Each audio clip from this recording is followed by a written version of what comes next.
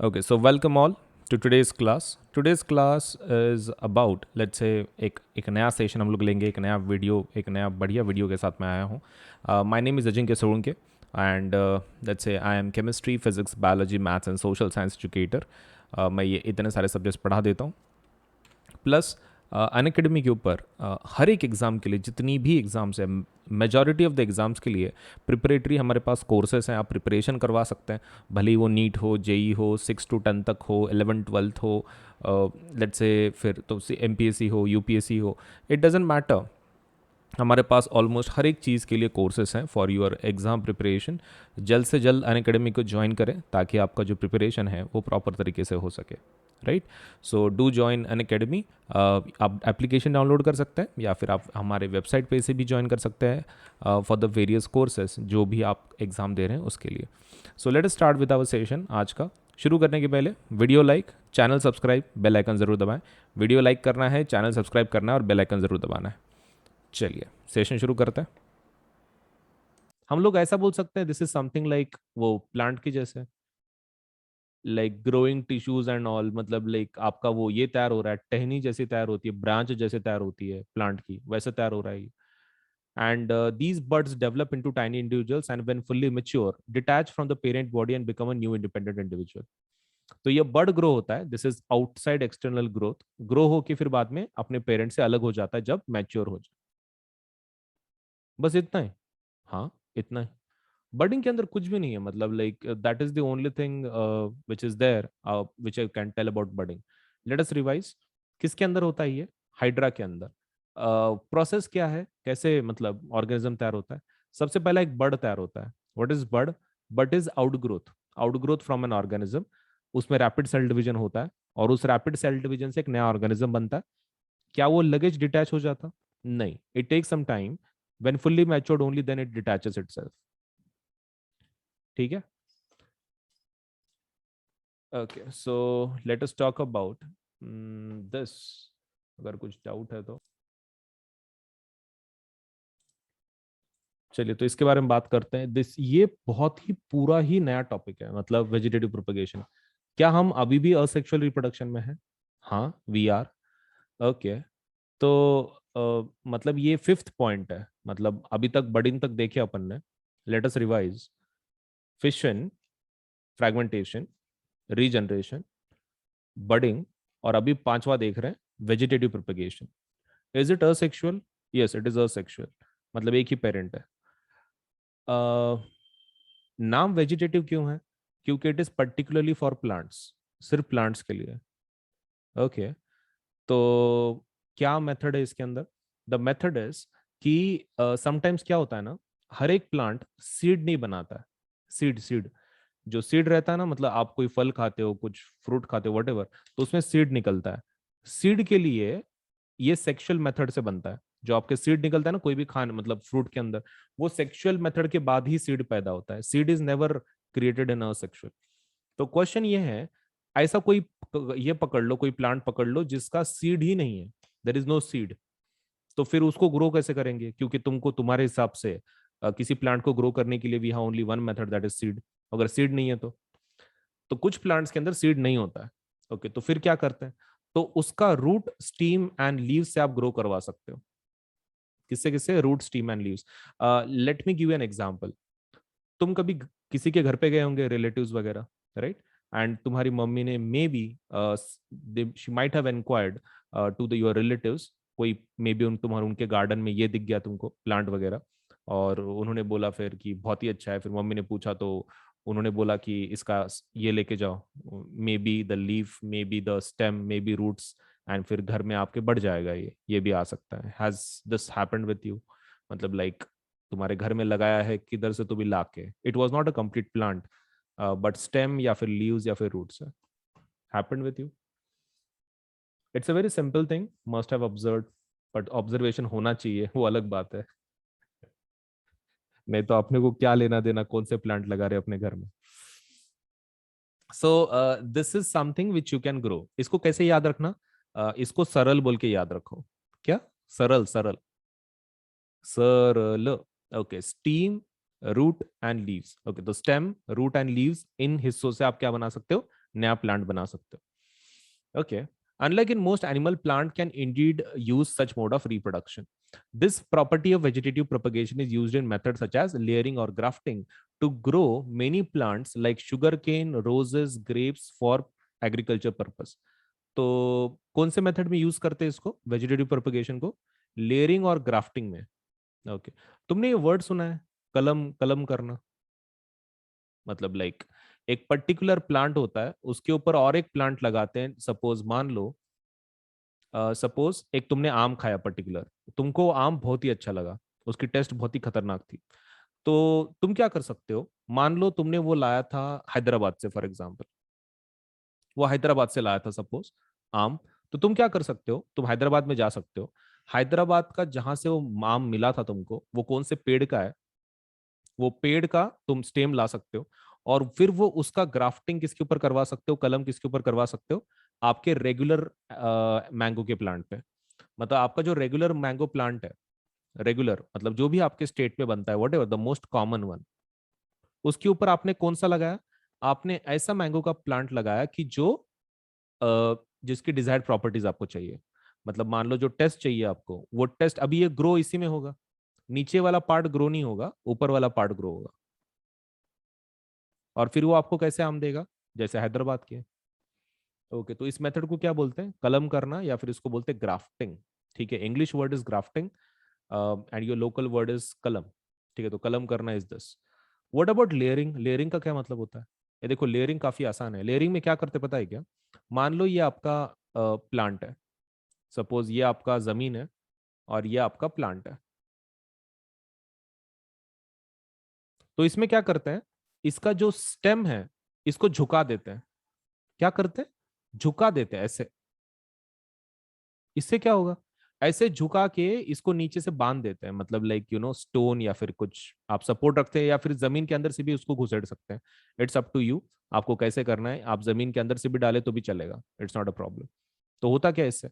इससे क्या होगा कि इधर का पार्ट ग्रो होगा, इधर का पार्ट क्या होगा, ग्रो होगा, and that would be completely separate. आप यहां से उसको कट कर सकते हो। फिर ये पहला प्लांट हो गया, ये दूसरा प्लांट हो गया। लेयरिंग बोलते हैं इसको। मतलब आपको क्या करना है लेयरिंग के अंदर, यू जस्ट हैव टू, वो जो स्टेम आपका निकला हुआ है उस स्टेम को आप जमीन के अंदर से डाल दोगे, समथिंग लाइक दिस। और फिर इधर का पार्ट ग्रो होगा, द लेफ्ट साइड पार्ट, ये वाला पार्ट ग्रो होगा, राइट, ये वाला पार्ट ग्रो होगा। फिर ये दूसरा पार्ट हो गया ना प्लांट का, आप इसको किधर और उसको तोड़ के आप किधर भी लगा सकते हो। तो इस तरह से भी बनाया जाता है, this is called as layering, layering बोलते हैं उसको। Plants raised by vegetative propagation can bear flowers and fruits earlier than those produced from seeds. तो ये एक और एक फायदा है, जो सीड से आपके प्लांट बनते हैं उससे ज्यादा फास्ट कौन ग्रो करता है? Which are created from vegetative propagation. तो इसके प्लांट्स काफी जल्दी ग्रो करते हैं, जल्दी से फल आते हैं, जल्दी से फ्लावर्स आते हैं। Such method also make possible the propagation of plant such as banana, orange, rose, jasmine that have lost the capacity to produce seeds. तो ये मेथड किसके काम में आती है? ऐसे प्लांट के जिसका सीड तैयार करने का मेथड गायब हो गया या फिर सीड तैयार नहीं करता है। उसके एग्जाम्पल दिए।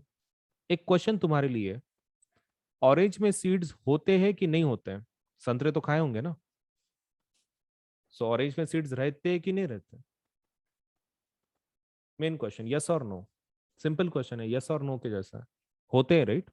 ओके, क्या हम लोग उसको जमीन में गाड़ के प्लांट लगा सकते हैं? Yes, you can. तो फिर मतलब यहां पर ऐसा क्यों रखा है, फिर लॉस्ट कैपेसिटी में क्यों रखा है ऑरेंज को? फिर वो इसलिए क्योंकि जब ये प्लांट आप लगाते हो, देर इज नो गारंटी, हो सकता है कि 15 साल गुजर जाए लेकिन इस प्लांट को संतरे नहीं आएंगे। तुमको संतरे इसी इसी जन्म में खाना है ना। ओके, सो 15 साल हो सकता है कि उसको कुछ आए ही ना, because there is no growth capacity in orange की जो सीड से बनाए गए हैं। मतलब सीड से जो प्लांट बनता है, प्लांट बनेगा, ऑरेंज भी आएगा, लेकिन it will take number of years. तो किससे बनाएंगे फिर? यही root stem leaves, root stem leaves से बनाओ तो जल्दी आ जाते फिर संतरे। इसलिए उसको डाला है। मतलब उसका सीड रह के भी कुछ फायदा नहीं है। उसके पास सीड है क्या? यस। कुछ फायदा है क्या? नहीं, क्योंकि 15 साल कुछ भी नहीं हो रहा, 12 साल 15 साल तक संतरे नहीं आ रहे। So that's the issue. Another advantage of vegetative propagation is that all plants produced are genetically similar enough to the parent plant to have all of its characteristic. Okay, ये एक और एक फायदा है इसका. क्या फायदा है? तुम बताओ. मैं ऐसा बोल सकता हूँ, तुम्हारे मम्मी पापा है, राइट? तुम्हारे मम्मी पापा से तुम बने हो, एग्रीड? मेन क्वेश्चन, तुम्हारे पप्पा का वेरिएशन आया होगा, पप्पा की वजह से कुछ वेरिएशन आया होगा, तुम्हारी मम्मी की वजह से कुछ वेरिएशन आया, और तुम्हारा खुद का भी एक वेरिएशन है. मैं ऐसा बोल सकता हूँ, इसलिए तुम बहुत ही अलग हो. पप्पा का वेरिएशन, मम्मी का वेरिएशन, तुम्हारा खुद का वेरिएशन, तो obviously you are quite different from your parents. तुम्हारे पेरेंट्स से काफी अलग दिखते हो तुम, राइट? लेकिन ये प्लांट तो एक ही पेरेंट से आया है ना, एक ही पेरेंट से आया है, तो मैं ऐसा बोल सकता हूँ इसमें काफी सिमिलैरिटी होगी. जैसे कि हमारा हैदराबाद का आम, वही मिलेगा हमको, क्योंकि वेरिएशन आएगा ही नहीं ना. एक ही पेरेंट है ना, दो पेरेंट रहते तो वेरिएशन आता, एक पेरेंट रहेंगे तो कहाँ ज्यादा वेरिएशन. चलिए फिर से देख लेते हैं उसको. तो लास्ट में क्या बोल रहे हैं कि there is lot of similarity between the plant created, obviously क्योंकि एक ही पेरेंट है, एक ही प्लांट से आपने बनाया दूसरा प्लांट, तो सिमिलैरिटी काफी होगी, राइट? आपको हैदराबाद वाले ही आम मिलेंगे, कोई दूसरा टाइप का आम नहीं मिलेगा. Variation is very less because only one parent is present. आगे देखते हैं. आपके इसमें बुक में एक एग्जाम्पल दिया है, कौन है ये? This is Bryophyllum. ये कौन है? ब्रायोफाइलम है. ओके, तो ब्रायोफाइलम का डिजाइन कुछ ऐसा है. इन द नॉचेस, इसके बर्ड्स कहाँ तैयार होते हैं? नॉचेस में. वो मतलब कहाँ है? This is something like this.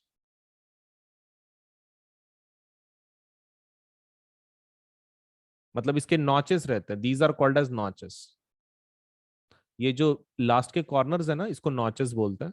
और ये नॉचेस में आपके बर्ड्स तैयार होता है. बर्ड्स मतलब जिससे कि एक नया प्लांट तैयार होगा, जैसे कि तुम देख सकते हो ये वाले. मतलब इससे नया प्लांट बनेगा क्या? हाँ, इससे एक नया प्लांट बनेगा. ये बर्ड और वो बर्ड कुछ सेम है क्या? नहीं, this method is completely different. ये बर्ड एंड वो बर्ड बहुत अलग है. This has something to do with animals, this has something to do with plants. काफी अलग है. तो ये बर्ड को वो बर्ड के साथ कंफ्यूज मत करो, मतलब कि ये बर्डिंग है क्या फिर, वैसा नहीं है रे भाई. उसको खाली ध्यान में रखो कि this budding is quite different because this is related to plants. Similarly buds produce in the notches of bryophyllum fall in the soil and develop into new plants. Underline कर लो, एग्जाम में आपको पूछ सकते हैं. ब्रायोफाइलम के बारे में काफी पूछा जाता है. कुछ नहीं, मतलब क्या होता है, या फिर they can ask you diagram. Diagram तो काफी आसान है, नॉचेस पे खाली निकाल लो. चलिए, so let me revise this, but मैं टिश्यू कल्चर के बारे में एक बार बोल देता हूँ, फिर रिवाइज करते हैं, फिर तुम्हारे डाउट्स देखते हैं. टिश्यू कल्चर क्या होता है? देखो, new plants are grown by removing tissue और separating cell from growing tip of the plant. मतलब हम लोग एक नया प्लांट बना रहे हैं क्या? यस. टिश्यू कल्चर मतलब क्या? टिश्यू मतलब पता है तुमको, group of cells. What do mean by culture? Culture मतलब ग्रो करना. कल्चर मतलब वो कल्चर नहीं है तुम्हारा, वो ड्रामा बीमा वाला कल्चर नहीं, हिस्ट्री वाला कल्चर नहीं.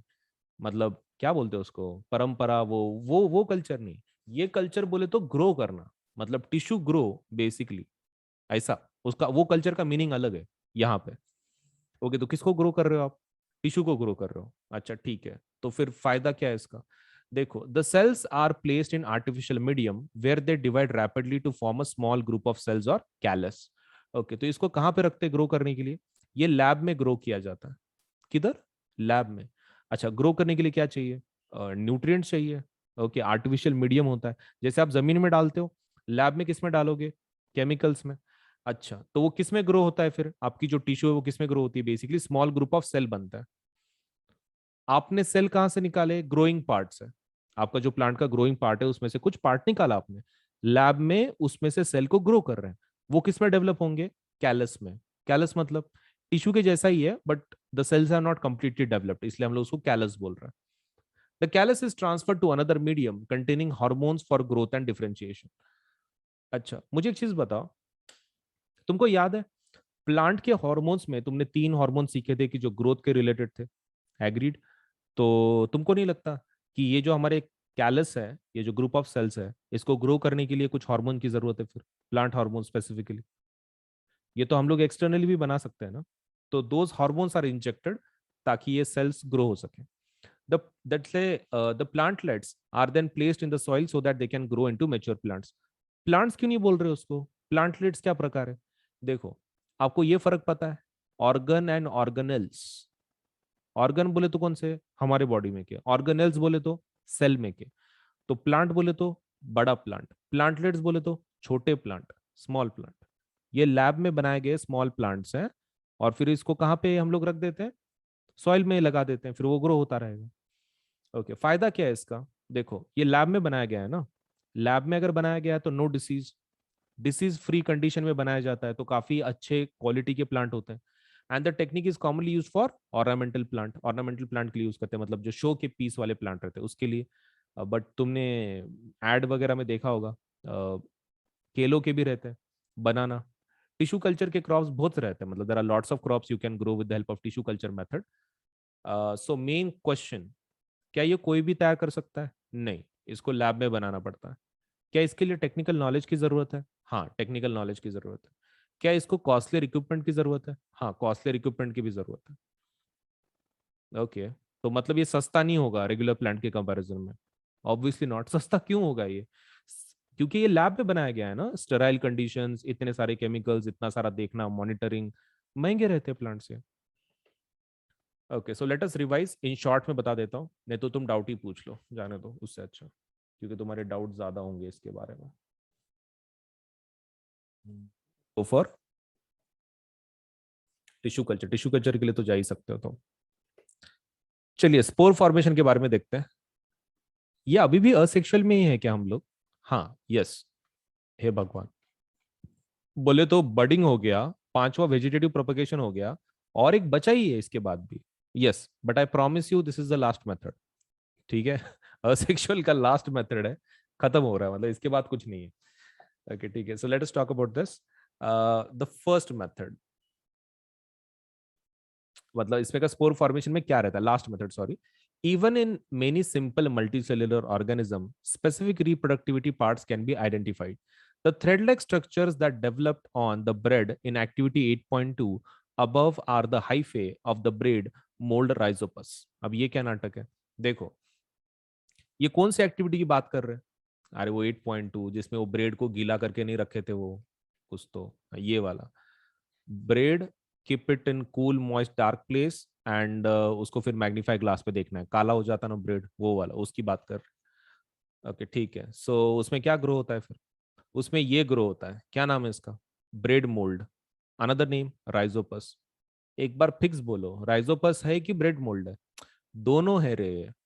उसका दूसरा नाम क्या है? Bread mould, bread mould. Okay, और पहला नाम क्या है? Rhizopus, Rhizopus and bread mould एक ही नाम है। यस, एक ही ऑर्गेनिज्म के नाम है।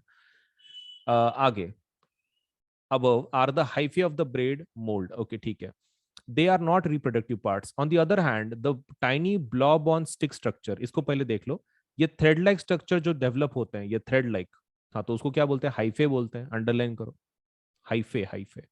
एंड जो blob on a stick structure है, blob, what do you mean by blob? Blog सुना था, ब्लॉब क्या है? ब्लॉब बोले तो ऐसा ब्लॉब, ये ऐसा वैसा है ना, ये अब बर्फ के गोले की जैसा, मतलब लकड़ी और उसके ऊपर कुछ तो ब्लॉब। सो इसको अंडरलाइन करो, एग्जाम में समटाइम पूछते हैं कि कौन सा ऐसा ऑर्गेनिज्म है जिसके पास blob on a stick structure है।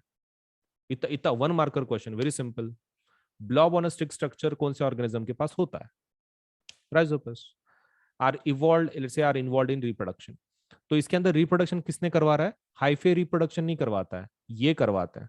ओके, उनका नाम क्या है? They are called as sporangium. क्या बोलते हैं उसको? स्पोरेंजियम। यहाँ पे शब्द नहीं दिया है वो, बट डू रिमेंबर उसको स्पोरेंजियम बोला जाता है। The blobs are sporangia, sporangia, suppose let's say these one sporangium या फिर स्पोरेंजिया बोल सकते हो आप। और उसके अंदर क्या होता है? स्पोर्स होता है, the spores, spores, spores cell ही होते हैं basically. Spores are nothing but cells only that eventually develop into new rhizopus. The spores are covered by thick walls that protect them until they come into contact with another moist surface and can begin to grow. Okay, ठीक है, let me explain this again. ये वाले part को क्या बोलते हैं? Sporangia या फिर स्पोरेंजियम बोल सकते हो आप, स्पोरेंजिया। Okay, sporangia. और स्पोरेंजिया के अंदर कौन है? स्पोर्स है। ओके, तो spores are present in sporangia. And फिर स्पोर्स क्या है? स्पोर्स ग्रो होते हैं, मतलब इसी से नए राइजोपस बनेंगे। ओके, तो ये जो थिक वॉल्स के बारे में क्या बात कर रहे हो, वो ये बोल रहे हैं कि स्पोरेंजिया का जो वॉल्स होता है वो काफी थिक होता है, कई को प्रोटेक्शन के लिए। ओके, मतलब बाहर से प्रोटेक्शन रहता है, ऐसा। ऐसा। और अंदर क्या रहता, अंदर ये रहता तुम्हारे स्पोर्स। ओके। फिर ये कब छोड़ता है, ये स्पोर्स को कब बाहर छोड़ेगा, ये तब छोड़ेगा जब उसको लगता है कि बाहर का एनवायरनमेंट इज ओके, ये फट जाता है। और फटने के बाद ये पूरे पोर्स कहाँ जाते हैं, ये जो भी स्पोर्स है वो सब बाहर आ जाते हैं। और फिर ये ग्रो कब होंगे, ये ग्रो तब होंगे जब उनको मॉइस्चर मिलेगा। मॉइस्चर मतलब जैसे कि मान लो कोई उनको वॉल मिल गई जिसके ऊपर थोड़ा पानी है, तो इसके ऊपर चिपक जाएंगे ये, और फिर वहां पे ग्रो करेंगे। यहाँ पे चिपक जाएंगे और फिर यहाँ पे ग्रो करेंगे। हो गया इस तरीके से spore formation. So all the modes of reproduction that we have discussed so far are new generation to be created are from a single individual. This is known as asexual reproduction. Underline कर लो, asexual का definition दिया उन्होंने, new generation created from single individual, ये वाला। मजेदार लोग हैं यार सीरियसली। मतलब पूरा पूरा ये हो गया, क्या बोलते हैं, पूरा टाइप हो गया, सब कुछ हो गया, और फिर वो बोल रहे हैं कि असेक्सुअल रिप्रोडक्शन का डेफिनेशन ये है। ओके, सो काफी मजेदार लोग हैं, कुछ कर नहीं सकते उसमें। ठीक है। Okay, so this is the one कि जो आपके सपोज रिलेटेड टू क्या बोल सकते हैं, आपका रिप्रोडक्शन खत्म हो रहा है लेकिन असेक्सुअल वाला। ठीक है। अब इसके अंदर हम लोग बात कर सकते हैं कि व्हाट इज, मतलब ये हाइफे का एक बार, कैन यू गिव मी सब 2-3 मिनट्स, हाइफे का खत्म कर लेते हैं। Let me know, so that hyphae का हम लोग पार्ट खत्म कर सकें, एक बार का खत्म हो जाता है ना। कुछ रेज हैंड करो, कुछ तो करो। 2-3 मिनट दे दो, खत्म कर देते हैं इसको। ओके ठीक है। चलिए फिर, so what do you do, one thing is, आप हाइफे का एक फंक्शन लिख दो सिर्फ, that is very important. Hyphae hyphae. Okay, so orally बता देता हूँ, आप खाली लिख लो हाइफे का फंक्शन क्या है, वहां पे एरो करके लिखो नीचे कुछ तो, किधर तो hyphae function function. They contain cytoplasm, लिखो, शॉर्ट में लिख देना आपकी बुक में, टेक्स्ट बुक के अंदर, दे कंटेन साइटोप्लाज्म। काम क्या है उनका, they absorb nutrients from environment. Environment से क्या एब्जॉर्ब करते हैं, न्यूट्रिएंट्स। ओके, खाली उतना लिख दो बस, खत्म हो गया फिर। ओके, और इसमें का हाइफे कौन सा है, दिस इज द हाइफे।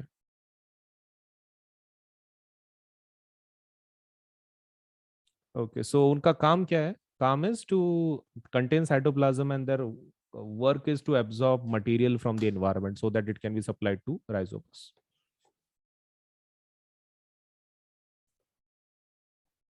चलिए,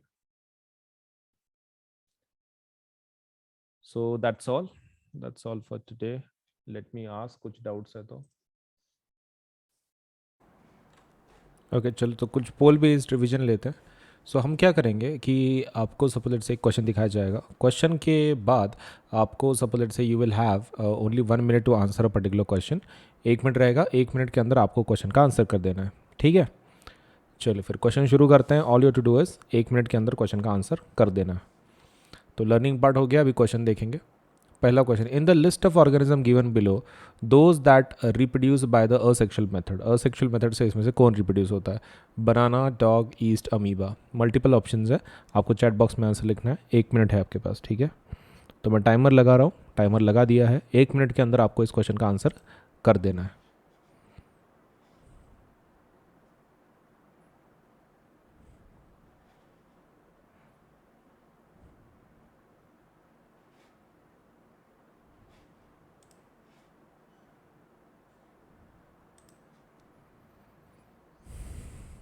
ओके, आपके पास सिर्फ 1 मिनट है, 1 मिनट के अंदर ही क्वेश्चन का आंसर कर देना है, ठीक है।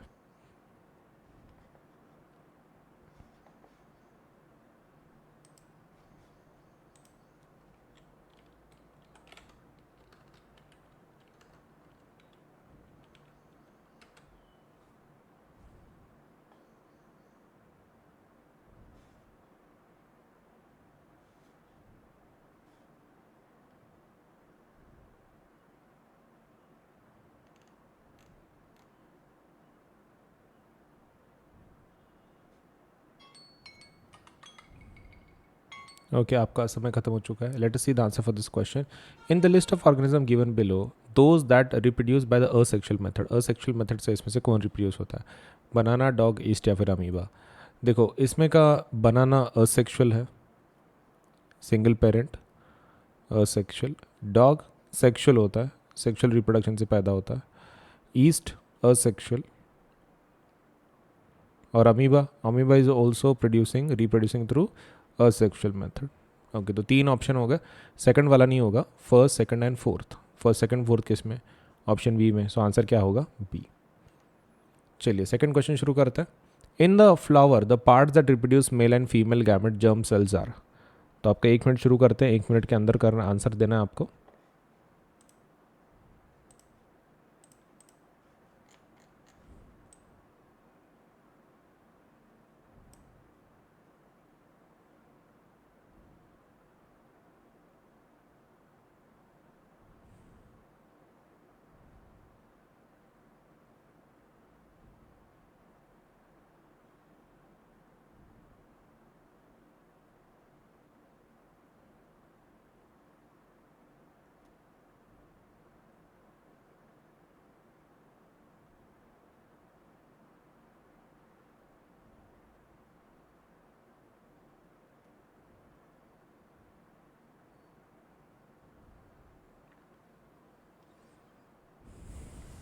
ओके थोड़ा सोच समझ के बोलिए, आपका समय खत्म हो रहा है.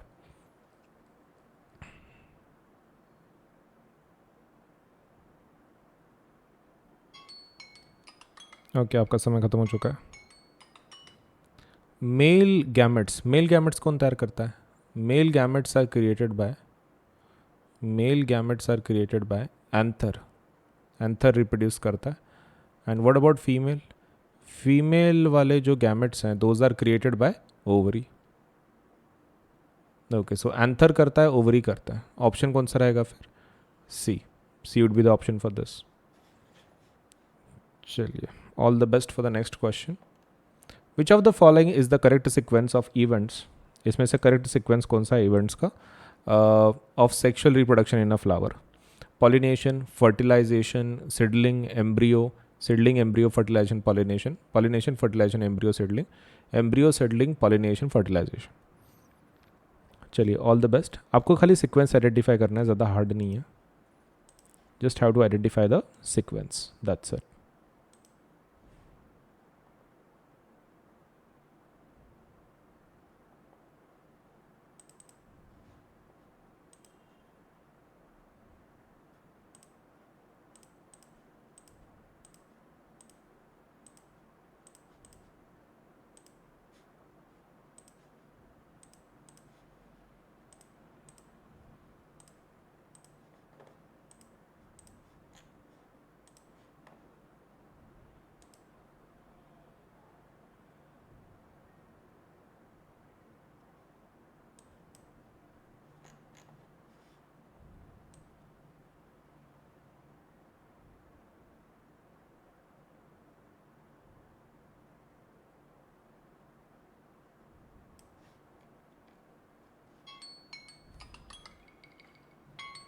ओके आपका समय खत्म हो चुका है. Let us see the answer for this question. Which of the following is the correct sequence? Pollination. Okay सबसे पहला पॉलिनेशन होता है. ओके ठीक है तो 2 ऑप्शन तो ऑटोमेटिकली कट गया. Pollination, pollination, fertilization, fertilization. Main question seedling पहले होता है कि एम्ब्रियो पहले होता है? देखो एम्ब्रियो पहले बनता है. एम्ब्रियो पहले बनता है, उसके बाद आपका सपोज लेटर से क्या होता है? सीडलिंग बनता है. सो आंसर क्या रहेगा? सी. पहले एम्ब्रियो बनेगा फिर सीडलिंग बनेगा. Offspring formed by asexual method of reproduction have greater similarity amongst themselves because. क्यों होता है? 1 मिनट आपके पास, 1 मिनट के अंदर आंसर करना है इस क्वेश्चन का. Offspring formed by asexual method of reproduction have greater similarity among themselves because. चलिए सो आपके पास 1 मिनट रहेगा. Offspring formed by asexual method of reproduction have greater similarity amongst themselves because. क्यों सिमिलैरिटी सेम होती है? Asexual reproduction involves only one parent. Asexual reproduction does not involve gametes. Asexual reproduction occurs before sexual reproduction. Asexual reproduction occurs after sexual reproduction. तो थोड़ा सोच समझ के बताना है, ठीक है. चलिए आपका 1 मिनट शुरू करते हैं अब. आपका 1 मिनट शुरू हो चुका है. 1 मिनट के अंदर आंसर करना है इस क्वेश्चन का.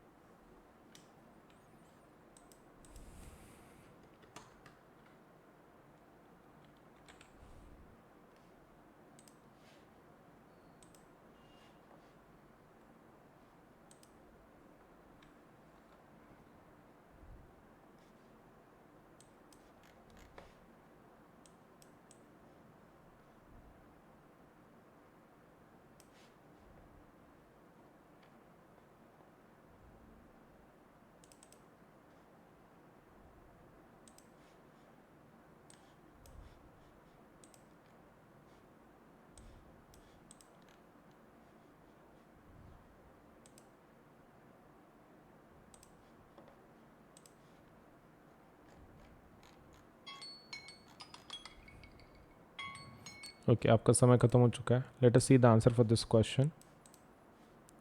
Offspring found by asexual method of reproduction. Okay, तो इसके अंदर asexual reproduction involves only one parent. सही है क्या? मतलब does it involve only one parent? Yes, true.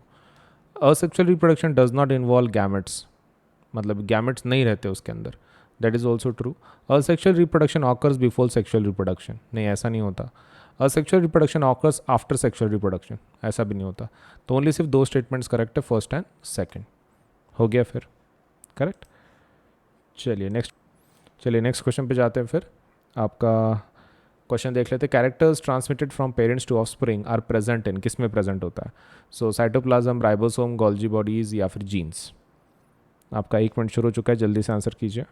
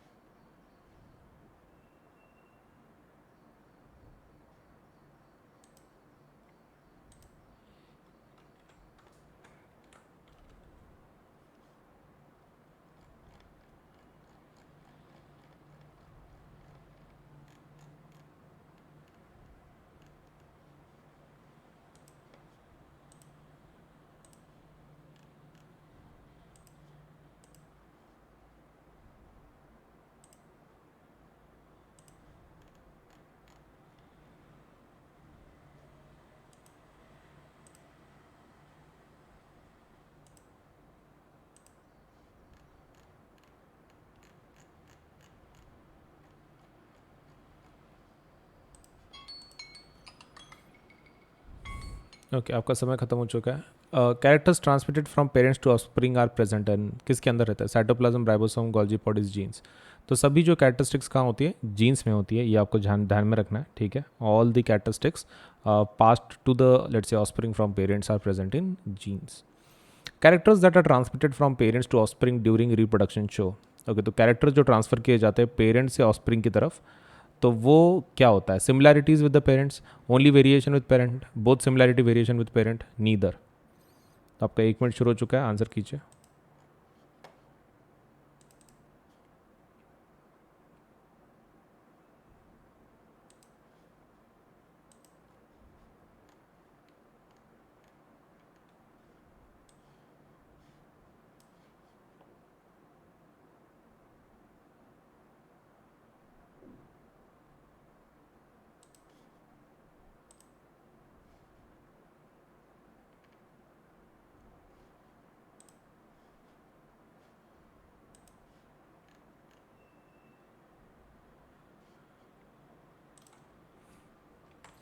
आपका 1 मिनट शुरू हो चुका है, जल्दी से आंसर कीजिए.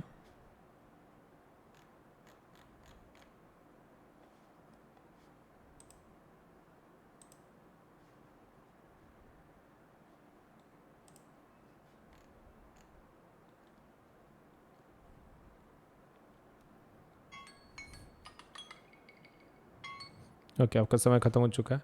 Characters that are transmitted from parents to offspring during reproduction show, क्या शो करता है? Only similarities with parent, only variations, क्या बताता है बेसिकली? तो देखो, पेरेंट्स के सिमिलैरिटीज़ तो रहेंगे ही रहेंगे ऑब्वियसली बच्चे के अंदर, एंड पेरेंट्स के साथ वेरिएशन भी रहेगा उसका, थोड़ा बहुत खुद के changes. So answer is C. A feature of reproduction that is common to amoeba, spirogyra and yeast is that. इन तीनों के अंदर रिप्रोडक्शन के रिलेटेड क्या कॉमन चीज़ है? आपका 1 मिनट शुरू हो चुका है, जल्दी से आंसर कीजिए.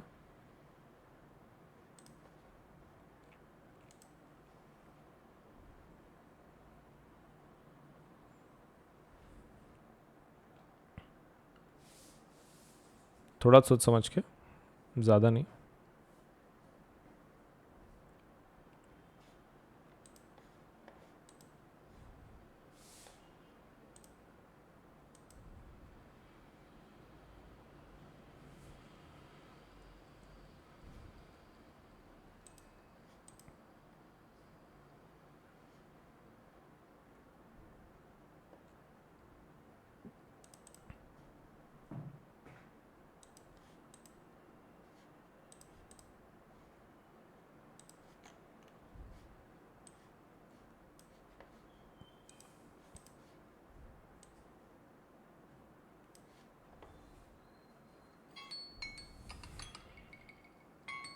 ओके, आपका समय खत्म हो चुका है. Let us see the answer for this question.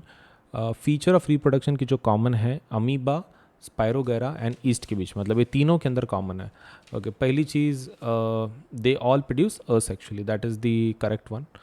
They are multicellular, नहीं. They reproduce only sexually.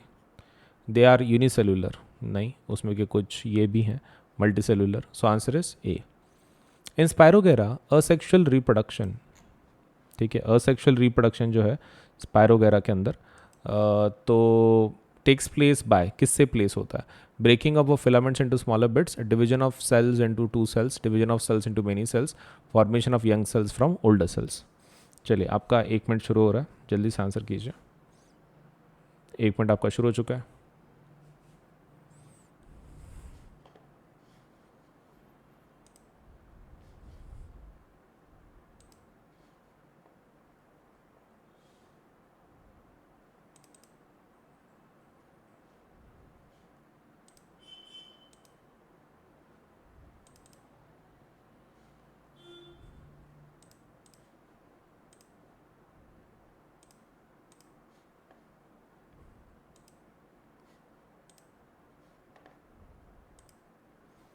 थोड़ा सोच समझ के आंसर बताइए, कोई मिस्टेक नहीं.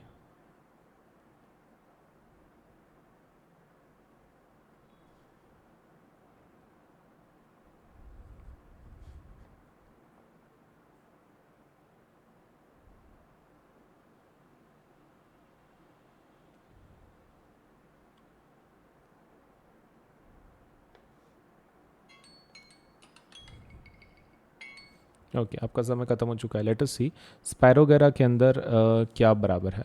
स्पायरोगेरा कैसे रिप्रोड्यूस करता है? असेक्सुअली करता है, वो तो बराबर है. Breaking up of filaments into smaller bits, वो स्मॉलर बिट्स में डिवाइड कर लेता है. दूसरा is division of cells into two cells, ये तो बाइनरी फिशन हो गया. Division of cells into many cells, ये बाइनरी फिशन हो गया. और ये नीचे वाला, दिस इज मल्टीपल फिशन.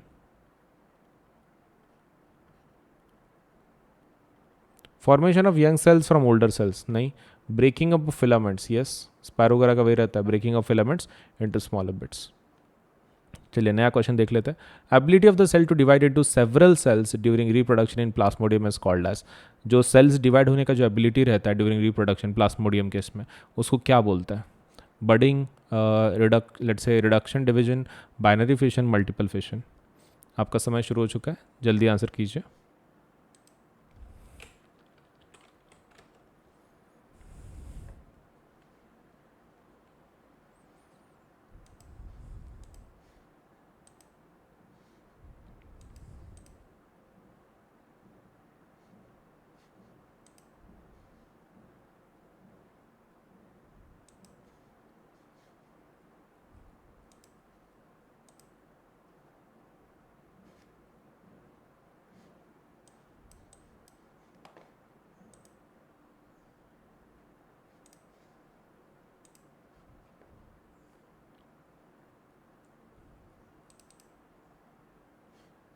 थोड़ा सोच समझ के बताइए, कोई मिस्टेक नहीं.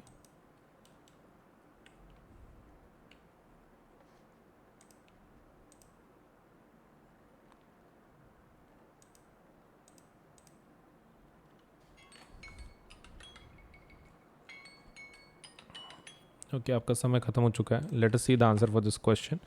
The ability of the cell to divide into several multiple cells is called as multiple fission, बोलते हैं उसको. मतलब एक से मल्टीपल सेल बनाना basically is I think what called as multiple fission, right? The correct sequence of reproductive stages seen in flowering plants is gamete, zygote, embryo and seedling. को क्या करना है आपको? करेक्ट सीक्वेंस में लगा देना है. आपका समय शुरू हो चुका है. 1 मिनट, 1 मिनट के अंदर आंसर करना है आपको, ठीक है.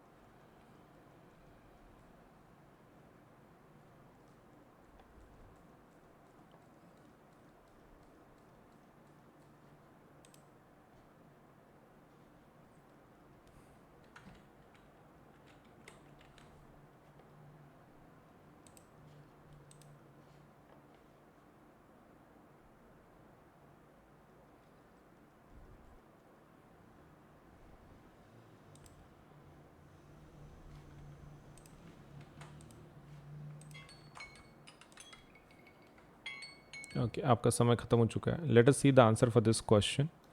क्वेश्चन कुछ इस तरह है. Correct sequence of reproductive stages seen in flowering plants है. ओके, तो करेक्ट सीक्वेंस आपको ढूंढना है, खाली बाकी कुछ नहीं है. सो पहले गैमेट तैयार होता है, फिर जाइगोट होता है, फिर एम्ब्रियो होता है, फिर सीडलिंग होता है. Gamete then zygote then embryo then seedling. पहला ही ऑप्शन बराबर है. ठीक है, चलिए आगे बढ़ते हैं.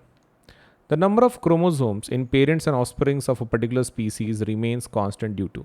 नंबर ऑफ क्रोमोसोम सेम क्यों रहता है? डबलिंग ऑफ क्रोमोसोम्स की वजह से, हाफिंग ऑफ क्रोमोसोम्स की वजह से, डबलिंग ऑफ क्रोमोसोम्स की वजह से, आफ्टर गैमेट फॉर्मेशन, या फिर halving of chromosomes after gamete formation. Okay, तो सोच समझ के बताना है आपको. आपके पास सिर्फ 1 मिनट है. टाइम को शुरू कर दिया मैंने. 1 मिनट के अंदर आंसर करना है आपको इस क्वेश्चन का.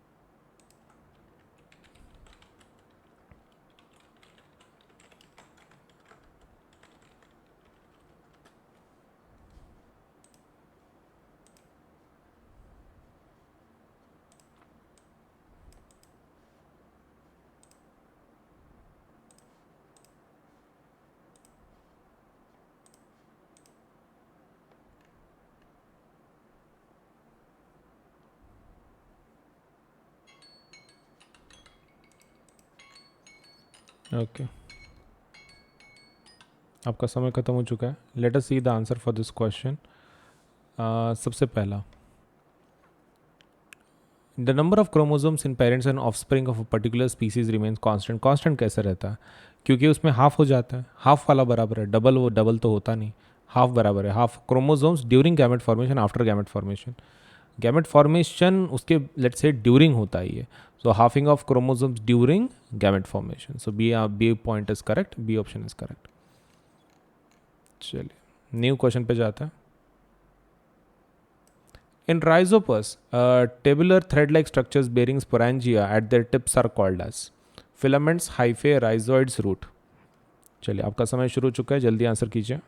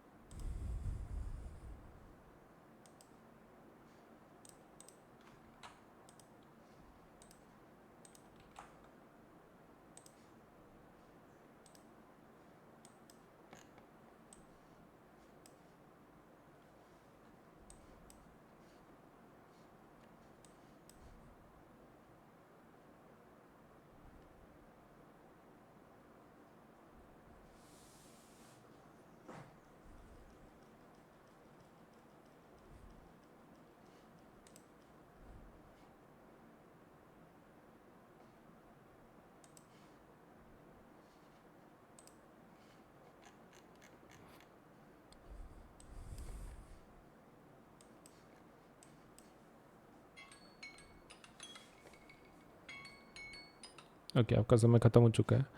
Rhizopus tubular thread like structures bearing sporangia at that tip, उसको क्या बोलते हैं? देखो, राइजोपस की अगर बात हो रही है so we need to discuss about कि उसका आंसर क्या होगा, राइट? मतलब जो जिसके ऊपर स्पोरेंजिया वगैरह रहता है उसके बारे में बात कर रहे हैं. So that is nothing but called as hyphae. Hyphae बोलते हैं उसको. Bearing sporangia at the tips are called as hyphae. Vegetative propagation refers to formation of new plants from. New plants किसमें बनते हैं? Stem, roots, flowers, stem, roots, leaves, stem, root, flowers, fruits, stem, leaves and flowers. चलिए आपके पास 1 minute है. 1 minute के अंदर answer करना है आपको इस क्वेश्चन का.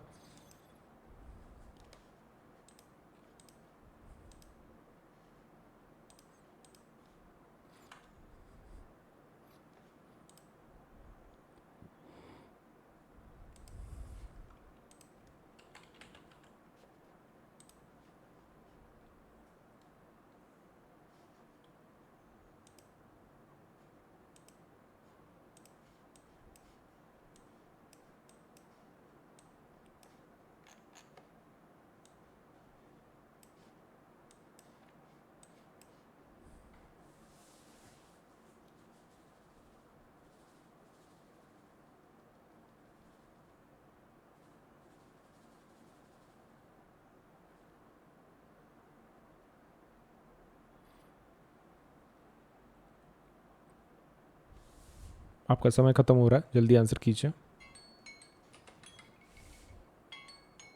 ओके, वेजिटेटिव प्रोपगेशन कैसे फॉर्मेशन होती है? Stem roots flowers, stem roots leaves, stem flowers fruits, stem leaves flowers. तो that is nothing but stem roots and, ये तो बराबर नहीं है, ये गलत है।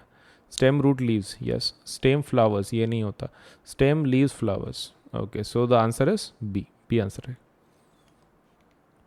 Factors responsible for rapid spread of bread mold on slices of bread are large number of spores, availability of moisture and nutrients in bread, presence of tabular branched hyphae, formation of round shaped sporangia।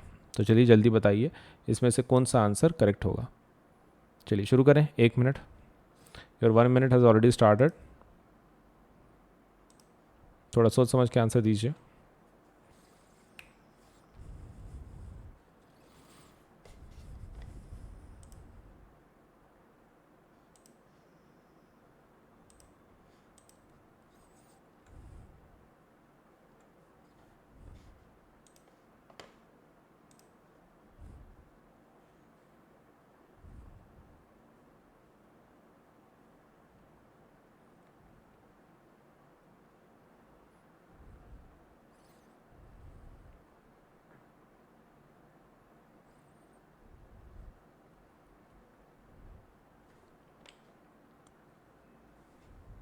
आपका 1 minute ख़त्म हो रहा है, जल्दी से answer कीजिए इसका।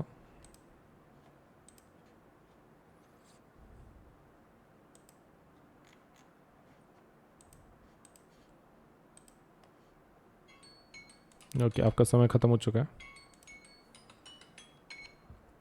Factor responsible for rapid spread of bread mould जो होता है, रैपिड स्प्रेड के लिए कौन रिस्पॉन्सिबल है? तो लाइक देखो, there are multiple reasons but still जो ऑप्शन दिए गए हैं उसमें का देख लेते हैं। Large number of spores, yes. Availability of moisture and nutrients in bread, yes. Presence of tubular branch hyphae, उससे कुछ नहीं फर्क पड़ता। Formation of round spread sporangia, answer क्या रहेगा? C, C would be the answer for this. चलिए आगे देखते हैं। Length of pollen tube depends on distance between pollen grain and upper surface stigma. Pollen grain और upper surface of stigma and ovule. Pollen grain in anther and upper surface of stigma, upper surface of stigma and lower part of style।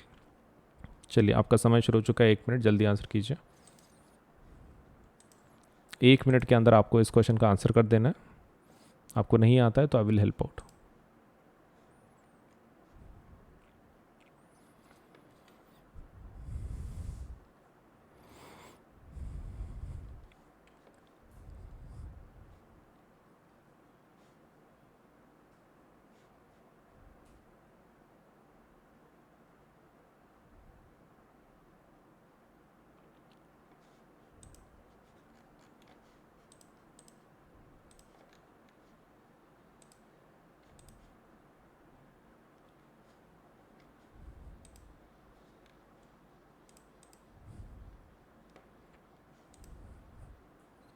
आपका समय खत्म हो रहा है, जल्दी answer कीजिए। Length of pollen tube किस पर डिपेंड करती है?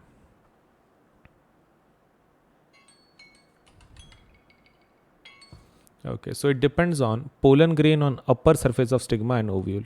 तो उसके बीच में के लेट्स से उसके ऊपर डिपेंड करेगी लेंथ ऑफ पोलन ट्यूब कितनी होगी, ज़्यादा होगी, कम होगी। So depends on pollen grain on upper surface of stigma and the ovule. Which of the following statements are true for flowers? Flowers के बारे में कौन सा बराबर है? Flowers are always bisexual, they are the sexual reproduction organs, then reproductive organs, they are produced in all groups of plants, after fertilization they give rise to fruits। तो इसमें से आपको ये बताना है which of the following statements is true। True कौन सा statement है? चलिए आपका 1 मिनट शुरू हो चुका है, जल्दी से आंसर करें।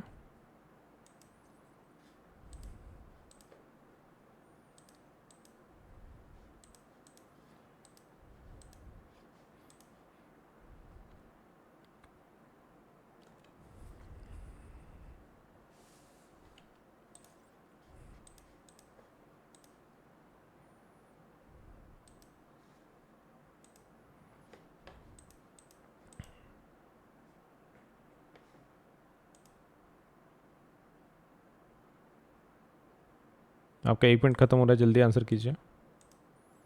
1 मिनट बचा आपके पास। Which of the following statements are true for flower? Flowers are always bisexual. They are sexual reproductive organs. They are produced in all groups of plants. After fertilization, they give rise to plants. जल्दी answer कीजिए.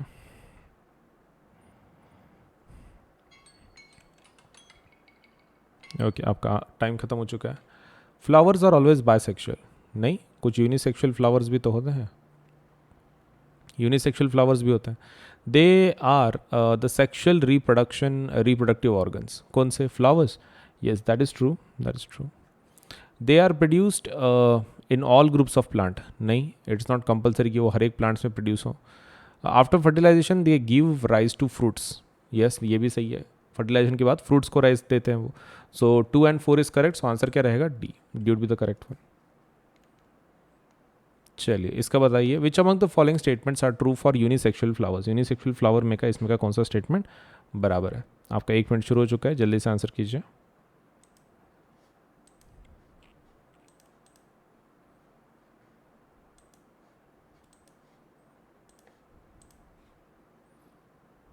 थोड़ा सोच समझ के बताइए. No mistakes.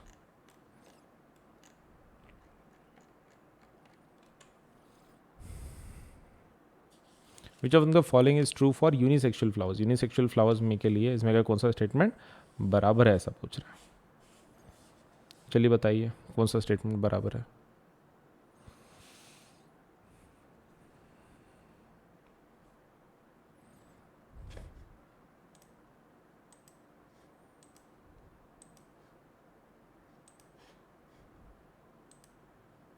आपका समय खत्म हो रहा है. जल्दी आंसर कीजिए.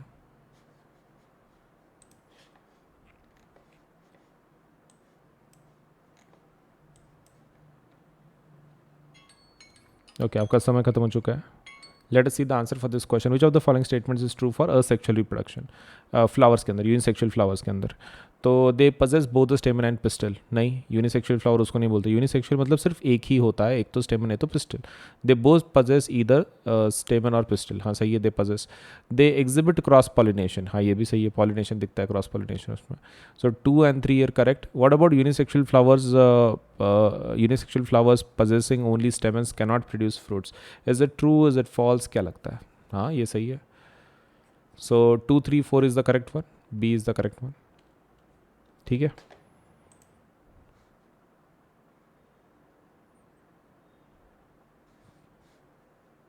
चलिए नेक्स्ट देखते हैं. अनअकैडमी के प्लस एंड आइकॉनिक सब्सक्रिप्शन के बारे में थोड़ा सा इन्फॉर्मेशन मैं तुमको दे देता हूँ. देखो, बेसिक प्लान ये जो है हमारा वो प्लस कोर्स है जिसको हम लोग बोलते हैं. तो इसके अंदर आपको इंडिया के बेस्ट एजुकेटर पढ़ाएंगे. इंटरैक्टिव लाइव क्लासेस होंगे इसके अंदर. Live test series and quizzes भी होंगे. स्ट्रक्चर्ड कोर्सेस एंड पीडीएफ्स मिलेंगे आपको. लाइव टेस्ट में कैसा है, आपके परफॉर्मेंस चेकिंग में आपको मदद होगी. इंटरैक्टिव लाइव क्लासेस मतलब हमारे पास ऑडियो फीचर भी है. इसके अंदर आप टीचर के साथ इंटरैक्ट कर सकते हैं directly. Raise a hand feature बोलते हैं हम लोग उसको. इसका मतलब ये है कि आप स्टूडेंट डायरेक्टली टीचर से बात कर सकता है. तो दैट इज़ अनदर फीचर की जो हमने दिया है. तो प्लस बहुत ही इंटरैक्टिव लाइव क्लासेस होती हैं, ऐसे मोनोटोनस क्लासेस नहीं होती हैं. Iconic courses. अब आइकॉनिक कोर्सेज क्या है? आइकॉनिक प्लस का एडवांस्ड वर्जन है. So it is your you can take your CBSE preparation to the next level with personal mentor. तो आपको इसके अंदर एक मेंटर असाइन किया जाता है. This is something new. Plus के सभी फीचर आपको मिलेंगे, लेकिन इसके कुछ खुद के एक्स्ट्रा फीचर्स हैं. जैसे कि आपको एक पर्सनल मेंटर असाइन किया जाता है. लाइव डाउट सोल्यूशन होता है, मतलब लाइव लेक्चर में सपोलेट से आप एक लाइव सेशंस कुछ होंगे, उसके अंदर आप डायरेक्टली डाउट पूछ सकते हैं, आपको उसका आंसर मिल जाएगा.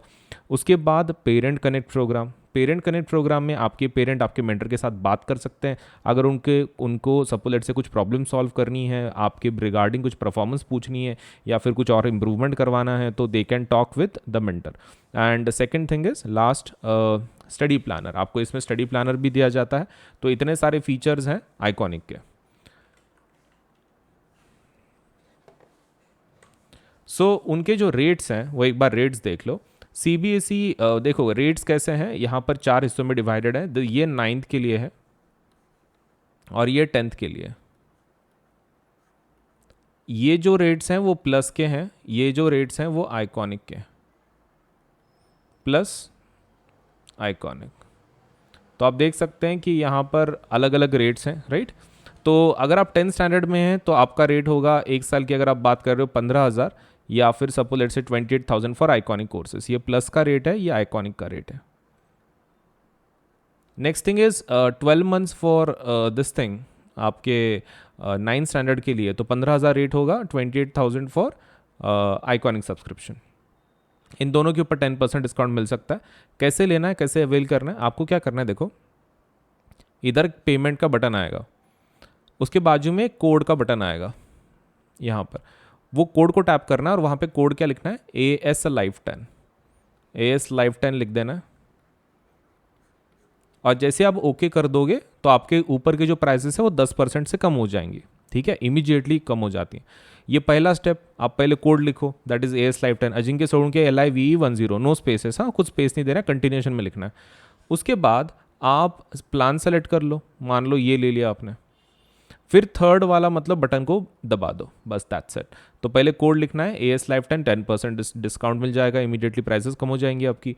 दूसरा प्लान सेलेक्ट कर लो अपना, और फिर आप पेमेंट के बटन को टैप कर लो, बस हो गया, पेमेंट हो जाएगा आपका, राइट। इतना ही करना है, ज़्यादा हार्ड नहीं है। तो please do apply for the plus और आइकॉनिक, डिपेंडिंग ऑन आपका कैसा, आपको कौन से फीचर अच्छे लग रहे हैं, विच व्हाट डू यू वांट। मैंने तो सब कुछ आपको बता दिया है कि प्लस के फीचर्स क्या हैं, आइकॉनिक के क्या हैं। तो डिपेंडिंग ऑन योर रिक्वायरमेंट आप दोनों में से एक सेलेक्ट करवा सकते हैं। Either you can go for plus which is a basic plan to get you started, and iconic subscription which can help you to take your CBSE preparation to the next level with personal mentor, right. तो दोनों में से select करके जल्दी से apply कर दो, आपके पढ़ाई में काफ़ी मदद होगी। ये नए 2 ऑफर सुन लो। ऑफर्स हैं, let's say offered for both iconic and plus subscribers, offer valid only till 16th July, and exciting mega offers for CBSE classes 6 to 12 तक। ऑफर्स कुछ इस तरह हैं कि अगर आप 12, 15, 18 मंथ्स का सब्सक्रिप्शन लगाते हो तो आपको फ्री सब्सक्रिप्शन मिल जाएगा CBSE का 2 महीने का, 24, 36, 48 मंथ्स के लिए 4 महीने का, एंड 60, 72, 84 मंथ्स के लिए 6 महीने का 6 महीने का CBSE का सब्सक्रिप्शन फ्री मिल जाएगा आपको। क्रिएटिव कॉर्नर अगर आप 12, 15, 18 की बात करते हो तो 2 महीने का फ्री, 24, 36, 48 तो 4 मंथ्स का फ्री, एंड 60, 72 एंड 84 मंथ्स का अगर आप सब्सक्रिप्शन लगाते हो तो आपको 6 मंथ्स का क्रिएटिव कॉर्नर सब्सक्रिप्शन फ्री में मिल जाएगा। तो flat 10% discount on purchasing plus subscription for all duration, 10% का डिस्काउंट सभी के ऊपर अवेलेबल है। उसके लिए आपको खाली यूज करना है द कोड AS Live 10।